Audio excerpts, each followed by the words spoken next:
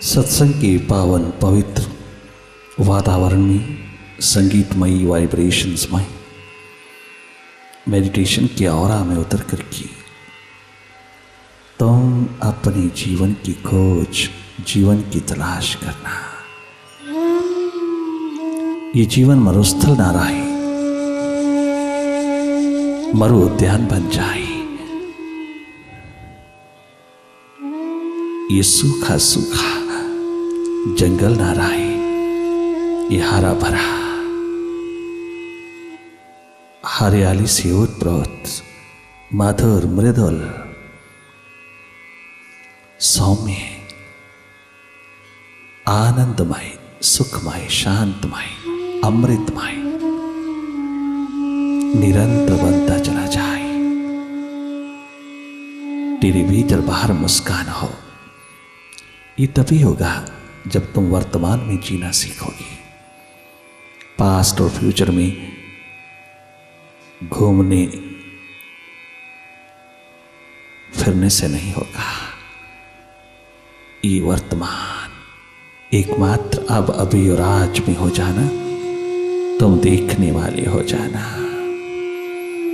बाहर की दोनों पलकें मूंदते ही भीतर जो दिखाई दे रहा है उसको देखते चले जाना। केवल देखना, डायरेक्टली देखना अपने माइंड को, अपने मन को। मन लगता नहीं, भले ना लगे, तुमने लगाना नहीं। इसको कहीं लगाने की कोशिश ना करना। मेडिटेशन में मन को लगाना नहीं होता, मन से हटना होता है। मन को हटाना भी नहीं होता। ना मन को लगाना, ना रोकना, ना मोड़ना, ना जोड़ना, ना हटाना। मन जो भी कर रहा है, जैसा भी कर रहा है, जहां भी जा रहा है, जो भी ताना बाना बुन रहा है, जैसा भी कर रहा है, इसमें दखल नहीं देना। इसको रोकना नहीं, इसको दबाना नहीं, तनिक मात्र भी कोई कोशिश इसके प्रति नहीं करना। इसको हटाना नहीं, तुम हट जाना, तुम स्वयं हट जाना। मन से हट करके मन की दांव पेच को देखते रहना। मन इतना एक्टिव, इतना चंचल, इतना चपल हो जाता है जब तुम ध्यान में बैठते हो, क्योंकि सबसे बड़ा खतरा इसको मेडिटेशन से है। सबसे बड़ा एकमात्र चैलेंज मेडिटेशन से है। इसको बहुत घबराता है ये अंतस ध्यान से, मेडिटेशन से। इसलिए वो अपनी तमाम शक्तियों को खड़ा कर देता है, अपनी सारी प्रॉपर्टीज, काम क्रोध लोभ मोह अहंकार को खड़ा कर देता है, पास्ट और फ्यूचर को खड़ा कर देता है, बीते हुए कल की बातें खड़ी कर देता है, विचारों की भीड़ इकट्ठी कर देता है, विचारों का महाभारत खड़ा कर देता है। हर एक उपाय करता है तेरे ध्यान को तोड़ने के लिए, तेरी सुरती को खंडित करने के लिए, तेरी चेतना को खंड खंड करने के लिए मन सभी उपाय खड़े करता है। परंतु जो भी करे, तुम इसको देखने वाले हो जाना। तनिक मात्र रोकना नहीं। मन कहीं भी जाए, परंतु तुम मत जाना, तुम भीतर रहना, तुम अपने स्वभाव में रहना। मन की गति को देखते रहना, माइंड की सारी मूवमेंट्स को देखते रहना, मन माया के विस्तार को देखते रहना।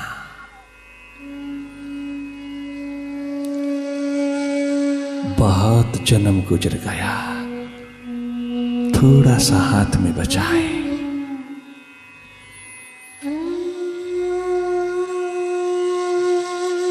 इसका सदुपयोग कर लेना। जिस पर्पस को फुलफिल करने के लिए तुम जगत में आए हो,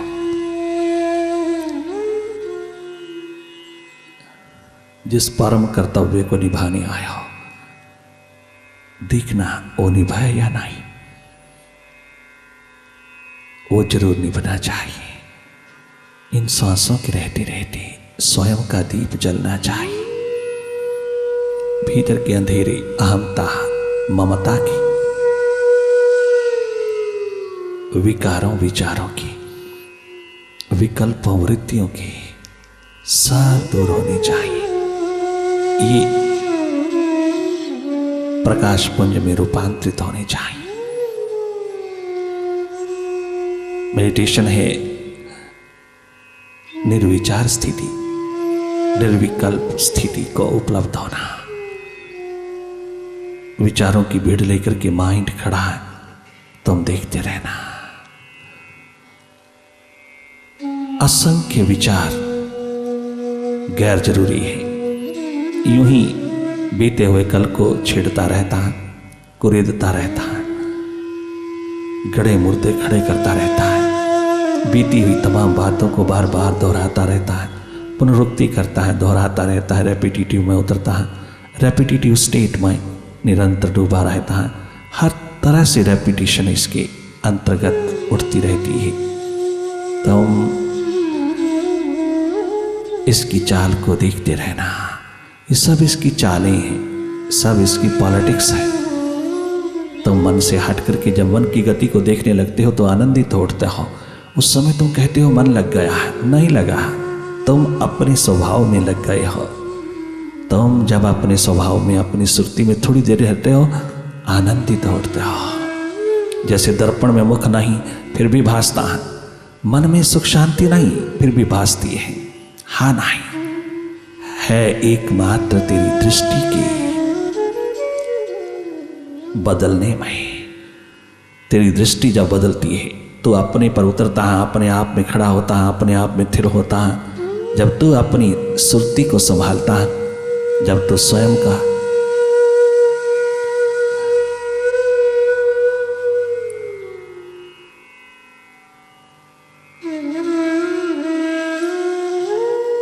अपना स्वभाव, अपनी ट्रू नेचर, वो देखने की कला, जागे जागे देखने की कला को संभालता है तो उसी समय आनंदित होता है।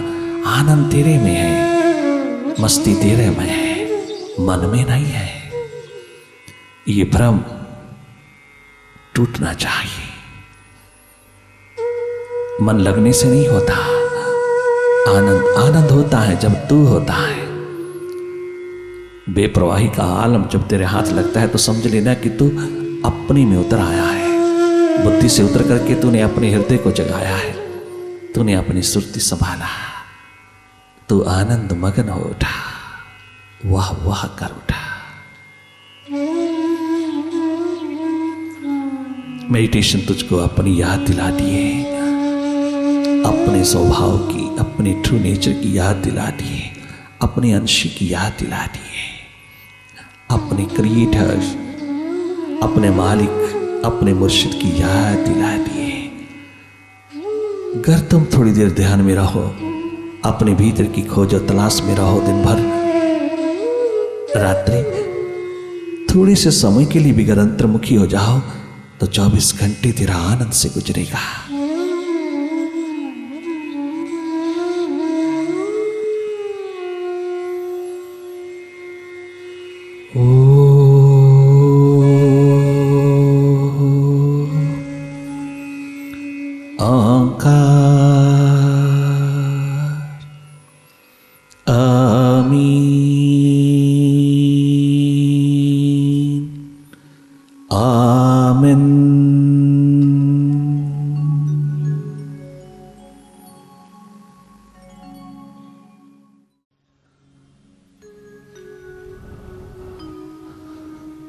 श्री गुरुवे नमः।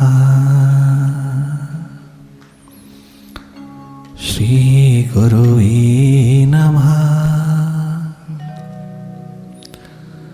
श्री गुरुवे नमः। श्री गुरुवे नमः। श्री गुरुवे नमः।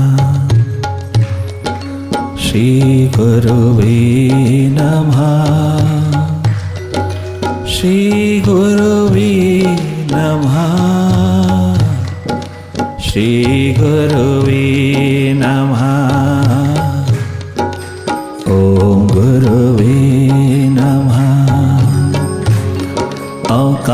गुरुवे नमः। ओम गुरुवे नमः। ओंकार गुरुवे नमः। शब्दों पे न जाना, भाषा पे न जाना, तुम उसके प्रति नतमस्तक रहना, उसके प्रति नमस्कार में उतरना, उसके प्रति समर्पण की परम घटना में उतरते चले जाना। ये शब्द भाषा अनेक हो सकते हैं, किंतु भाव एकमात्र उसके चरण में, उसके शरण में मरने मिटने का, समर्पित होने का, नमस्कार, प्रणाम, नमन करने का है। ये भाव जगाना, भाव शब्द नहीं, भाषा नहीं, भाव। अपने भाव में उतरते चले जाना, भीतर भीतर समर्पित होते जाना अपने आप के प्रति, अपने दीप, अपनी ज्योत जगाना। ओम गुरुवे नमः। ओंकार गुरुवे नमः।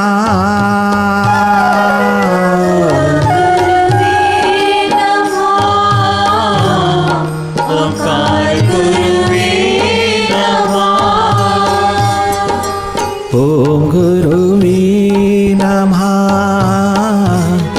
ओंकार गुरुवे नमः। श्री गुरुवे नमः। श्री गुरुवे नमः। ओम गुरुवे नमः नमः नमः नमः। ओम गुरुवे नमः।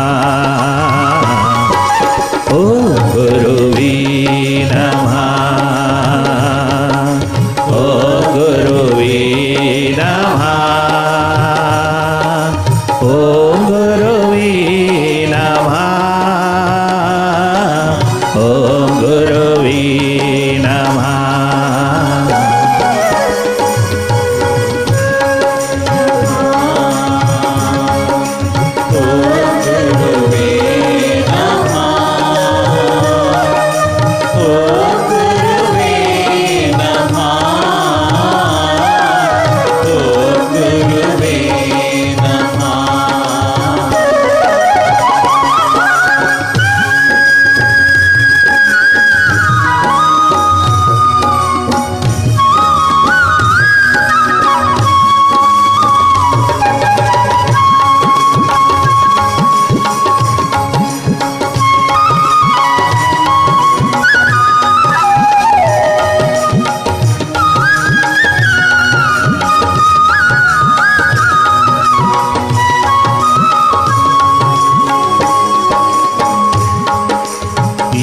तन विष की बेलरी, ये मन विष की बेलरी, पर गुरु अमृत की खान।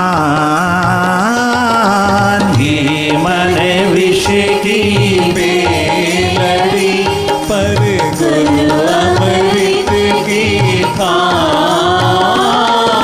शीश दिए गर जागा मिले, शीश दिए गर मुर्शिद मिले, तो भी सस्ता जान।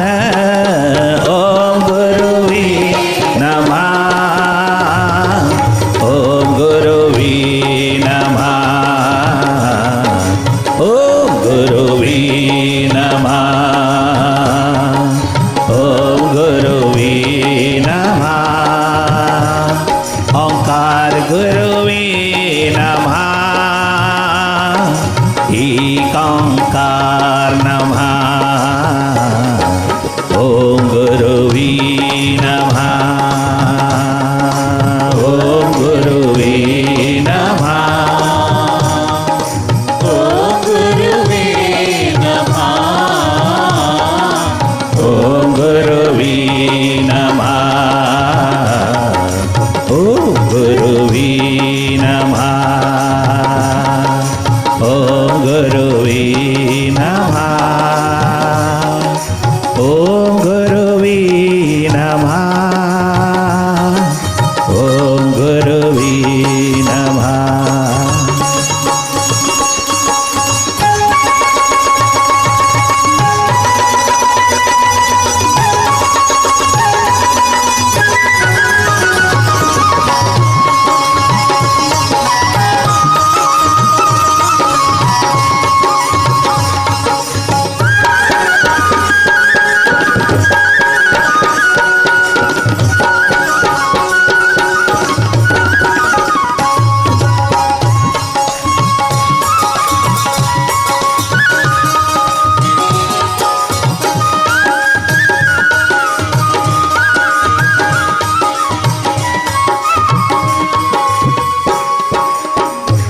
लुधियानावासी साधक साधिकाओं, सत्संगी प्रेमियों, भीतर के प्यासे दीवानों, इस रूहानियत के मायकदे मायखाने में अरिंदों का स्वरूप बनकर के आने वालों, एक बात का ध्यान रखना, बहुत थोड़ा सा समय है जिंदगी का। कुछ पता नहीं बचपन पूरा हो ना हो, कुछ पता नहीं जवानी आए ना आए, कुछ मालूम नहीं बुढ़ापा उतरे ना उतरे, कुछ मालूम नहीं ये अवस्थाएं पूरी हो ना हो, पता नहीं किस अवस्था में जिंदगी की शाम हो जाए, कुछ मालूम नहीं तुझे, किसी को मालूम नहीं है इस जिंदगी का कब तक रहे। कब से मिली सब जानते हैं, किंतु कब तक रहेगी कोई नहीं जानता। इसलिए प्रभु नाम को, प्रभु सिमरन को, प्रभु जाप को, प्रभु ध्यान को, प्रभु की एक महान अपरंपार कृपा को जानने के लिए तुम तनिक मात्र भी स्थगित ना करना, पोस्टपोन ना करना। इस एकमात्र उपलब्धि के लिए तुम अपना सारा जीवन जोड़ देना, जीवन ज्योत जग जाएगी। क्योंकि ये एकमात्र इसी कर्तव्य को निभाने के लिए तुझको मिला है जन्म। अनेकों अनेकों 84 लाख योनियों से निकल करके तो मानव चोले में आया है, और ये चोला तुझे केवल मिला ही एकमात्र चैतन्य की प्राप्ति के लिए है। चेतन रूप हो जाकर के, चेतन रूप होकर के जीने के लिए मिला है। बिना चैतन्य को उपलब्ध हुए, बिना चेतन रूप हुए तो क्या जिएगा बाहर? वो तो पशु भी जी रहा है, पक्षी भी जी रहा है, तमाम जंतु जी रहा है। तू अगर जी लेगा तो क्या हो जाएगा? तो क्या कमाई करके ले जाएगा? अरे हम देख रहे हैं तुम पूजा करते हो पदार्थों को पाने के लिए, तुम पाठ करते हो पदों को पाने के लिए, तुम जाप करते हो जगत को रिझाने के लिए, तुम सिमरन करते हो समान संतान की प्राप्ति के लिए, तुम हवन यज्ञ करते हो, हवाओं को शुद्ध करने की कोशिश करते हो, बाहर की हवाओं को तुम हवन यज्ञ करते हो एकमात्र अपनी इच्छाओं की पूर्ति के लिए, अपनी इच्छाएं, कामनाएं, वासनाओं की पूर्ति के लिए तुम प्रार्थना कर रहे हो हवन यज्ञ में। तुम कहां प्रभु को रिझाने में कुछ कर रहे हो? तुम कहां अपने स्वयं ज्योत, जीवन ज्योत को जगाने की कौन सी तुम साधना कर रहे हो? कौन सा साधन जुटा रहे हो? कौन सी प्यास लगन उत्कंठा में हो तुम? थोड़ा सा प्यास लगता तुम किताबें खोल के बैठ जाते हो। कहाँ है इतना जीवन में समय कि तुम सारे शास्त्र, सारे वेद पुराण, सभी शास्त्र सदग्रंथों को रट रट के तोते होकर के तुम प्रचारक हो जाओ? ये कोई जीवन का लक्ष्य नहीं है, ये कोई जीवन की कीमत नहीं है, ये कोई जीवन की खोज तलाश नहीं है। हमेशा मानने में ही न रहना, मानते मानते मानते अनेकों जन्म गुजर गए, तेरा कुछ नहीं बना। मानना नहीं है, जानना, एकमात्र उसको जगा करके जान लेना। तुम जाग करके जान लेना उसको जिसको तुम मानते चले आ रहे हो। एकमात्र इस धरती के ऊपर सबसे बड़ा दुर्भाग्य यही घटित हुआ है कि आज ईश्वर को आपने मान लिया, जानने की कोशिश छोड़ दिया, उससे मिलने की तमन्ना नहीं उठाई, उसके साथ जुगलबंदी की प्यास नहीं उठाई, उसको अपने अंतर्गत उतारने में और उसके अंतर्गत होकर के जीने में तूने कभी कोई उत्कंठा नहीं उठाई। तेरी को ये लगन, प्यास, उत्कंठा, अभिप्सा उस परम पितु में एक हो जाने की, अपने विराट में एक हो जाने की तूने नहीं उठाई। कोई उठाता भी है तो जाने, बस मैंने मान लिया, मंदिर गुरुद्वारा मान लिया, मस्जिद चर्च मान लिया, मैंने सर झुका दिया, मान लेना बहुत है। तर्क थोड़ा उठाना है, ये तर्क नहीं, तर्क का तो विषय ही नहीं यहाँ। ये है प्यास का, ये है भीतर हृदय के दर्द का ये तड़पन, ये प्यास जैसे तेरी बाहर की जगत के प्रति है। यहां तक कि सिमरन जाप हवन यज्ञ पूजा पाठ भी तू बाहर के जगत के लिए कर रहा है। क्या प्यास जगाई है तूने जगत के लिए। सामान सम्मान संतान संपत्तियां और तमाम दुनिया भर के ग्लैमर, दुनिया भर के आकर्षणों को प्राप्त करने के लिए ना जाने तूने कितनी प्यास जगाई है। परंतु ये प्यास तो एक दिन पत्थर बना देगी तुझको। ये प्यास तुझे परमात्मा नहीं होने देगी। इस प्यास में परमात्मा नहीं उतरेगा। एक दिन ये प्यास निरंतर अधूरी रहती हुई तुझको मौत के हवाले कर देगी। कहीं मंजिल नहीं, कहीं तृप्ति नहीं। एक प्यास परमात्मा की, मानना नहीं जानना, जानना। जानने के बाद जब तुम मानोगे तो मानना सार्थक होगा, उससे पहले नहीं। धन्य धन्य है वो जीव जो जानने में लगे हैं, जो जागने में लगे हैं, जो स्वयं को जगाने में लगे हैं। इससे बड़ा कोई शास्त्र नहीं, इससे बड़ा कोई पठन पाठन नहीं, इससे बड़ी कोई पढ़ाई नहीं, इससे बड़ी कोई स्टडी नहीं। तुम क्यों समय बर्बाद करते हो जीवन का। अनमोल सांसों को कहां तुम लुटा रहे हो, अनमोल जिंदगी को कहां तुम खर्च करते कौड़ी के भाव सरे बाजार लुटा रहे हो। नहीं, ऐसा अन्याय ऐसा पाप ना कर। तो अपने भीतर उतर, जहां शास्त्रों के शास्त्र छिपा है, जहां वेदों के वेद छिपा है, जहां उपनिषदों के उपनिषद छिपा है, जहां सदग्रंथों की दुनिया छलकती हुई तेरे हाथ लगती है, जहां चश्मे हैं आनंद के मस्ती के खुमारियों की, जहां सुख के भंडार अपने आप खुलते चले जाते हैं, जहां स्वास्थ्य की महान लहरियां तेरे हाथ लगती हैं, जहां आकाश गूंजते हैं अनहद नाद के संगीत के, उस और अपने भीतर की उड़ान भरो इंसान।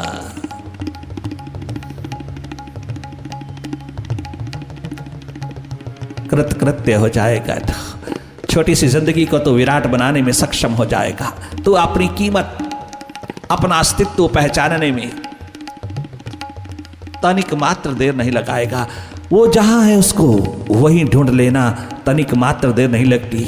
बचपन हो, जवानी हो, बुढ़ापा हो, किसी भी अवस्था में तुझे अपने भीतर की प्यास लग जाए तो तू पूछेगा ईश्वर कहाँ है, क्या है, कौन है। जैसे नरेंद्र विवेकानंद अनेकों द्वारों से होता हुआ जब कहीं प्यास तृप्त नहीं हुई तो एक अपढ़ अनपढ़ गंवार गांव के एक बुढ़े बावे के पास गया, जिसको लोग इस तरह से बोलते थे। एक पागल बाबा के पास गया जिसको सारा कलकत्ता पागल कहता है, अपढ़ कहता, अनपढ़ कहता, गंवार कहता है, गांव का बुढ़ा कहता है।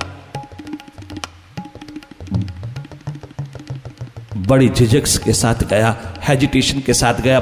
जब और इतने बड़े बड़े विद्वानों के हाथ लग करके मुझे कुछ नहीं मिला, बड़े बड़े विद्वानों के द्वार पर जाकर के मेरी आंख नहीं खुली, मुझको मेरी प्यास की दीवानगी कहीं ले ना पाई, कहीं ले जा ना पाई, कहीं मैं पहुंच ना पाया, कहीं तृप्त ना हो पाया। इतने बड़े बड़े विद्वानों के द्वार से गुजरा, भला ये बाबा मुझे क्या देगा। प्यास थी, खोज और तलाश थी, केवल मानना नहीं जानने की प्यास थी।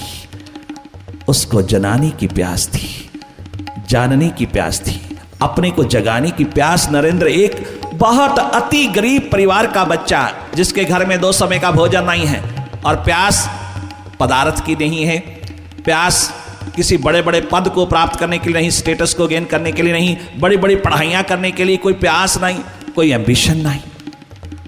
इस जगत के पद पदार्थ प्राणी पैसा प्रतिष्ठा को पाने की जिसके अंदर कोई एम्बिशन नहीं, कोई आकांक्षा नहीं, कोई प्यास नहीं जगत के लिए, संसार के लिए। एक प्यास है उस गरीब बड़े परिवार के बच्चे को परमात्मा को जानने के लिए, एक प्यास है अपने परम पितु में उतर जाने के लिए, एक प्यास है अपने भीतर को जानने के लिए।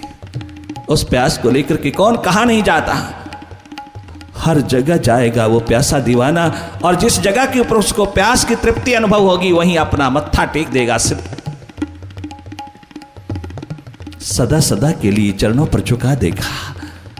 उसको परवाह नहीं कौन क्या कहता है, उसको परवाह नहीं कौन दाएं बाएं क्या कहता है, उसे कोई परवाह नहीं प्यासे दीवाने को, क्योंकि उसको कोई एक्सपेक्टेशन नहीं, उसको कुछ लेना देना नहीं दुनिया से। उसे एक अपने प्रभु अपने प्रीतम प्यास उसके प्रेम से लेना देना है। ऐसी एक दीवानगी, ऐसी एक प्यास भरी तड़पती हुई मछली की तरह जीवात्मा अपने विरह में डूबी हुई नरेंद्र की कहानी है। नरेंद्र पहुंचा। सबके द्वार पर जो उसने सवाल उठाया वो सवाल उसने बाबा रामकृष्ण के द्वार पर भी उठाया, परंतु जवाब ऐसा मिला कि आज तक कहीं से मिला नहीं। यह है भीतर की पढ़ाई, यह है भीतर की स्टडी, यह है भीतर का अन्वेषण, यह है भीतर की रिसर्च, यह है भीतर की खोज, यह है भीतर की सुपर साइंस, यह है भीतर की तलाश। मानने की बात नहीं, जानना। जानना। रोज रोज मत्थे टेकते हो, मानते हो ना, किंतु कभी जानने की कोशिश किया उसको? जानने का मतलब कभी उसको अपने भीतर की तमाम गहराइयों में उतर करके उसको खोजने की कोशिश किया? वो तेरे भीतर आ और तू बाहर मत्थे टेक टेक के मर गया, तेरा हाथ कुछ नहीं लगा और तेरे भीतर बैठा था, तू जान ना पाया। उधर तूने खोजा ही नहीं, तूने तलाशा ही नहीं, तूने जानने की कोशिश नहीं किया उसको, तेरे भीतर बैठा, तूने जाग करके देखा ही नहीं। तू सोया सोया बाहर मत्थे टेक टेक करके बाहर के पूजा पाठ सिमरन जाप हवन यज्ञ कर करके मुआ पुण्य कर्म कमा गया, फिर अगले जन्म में थोड़ा सुख मिला, उस सुख के अहंकार अभिमान में तूने दुख ही दुख कमा लिया। ये तेरा चक्कर है एकमात्र जन्म मरण का। परंतु करुणा है फकीरों की जो तुझको उस जन्म मरण के चक्कर से आजाद करने के लिए कड़वा भी बोलते हैं, जहर भी घोलते हैं, वह पीटता भी है, वह ना जाने कितने कठोर होकर के बोलते हैं, केवल एकमात्र तेरी निद्रा को तोड़ने के लिए, तेरे सपनों भरी दुनिया, सपनों भरे माइंड को, सपनों भरी जिंदगी को, एम्बिशंस, आकांक्षा व्यर्थ की, आशाएं व्यर्थ की, एक्सपेक्टेशंस, अपेक्षाएं, इन सब से आजाद करने की एक करुणा दया उनके भीतर छलकती है। वो तुझको परम स्वतंत्रता के शिखर में देखना चाहते हैं, क्योंकि मानव जन्म का मुख्य लक्ष्य यही है, परम स्वतंत्र होकर जीना, अपने मन बुद्धि इंद्रियों से आजाद होकर के जीना ही आजादी है। भीतर स्वतंत्र होना तभी कीमत है स्वतंत्रता की, बाहर भीतर, वरना सूंघता कोई नहीं है, सूंघता कोई नहीं है, फूल मुरझाने के बाद सूंघता कोई नहीं, फूल मुरझाने के बाद सूंघता कोई नहीं है, फूल मुरझाने के बाद सूंघता कोई नहीं है।